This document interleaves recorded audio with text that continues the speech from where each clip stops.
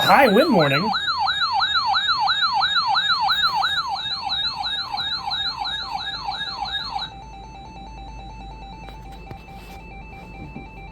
Warning is in effect until 9 p.m. this evening. West winds 20 to 30 miles per hour with gusts of 45 to 60 miles per hour. Wind gusts should decrease after 6 p.m. when gusts in the 40 to 50 miles per hour range are possible. Where portions of southern Illinois, southwest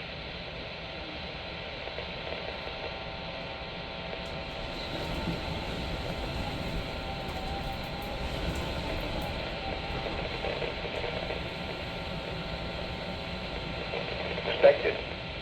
Travel will be difficult, especially for high-profile vehicles. People should avoid being outside in forested areas and around trees and branches.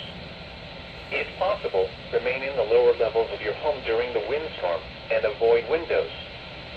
Use caution if you must drive. Life in prison, sentenced to 2 consecutive life sentences.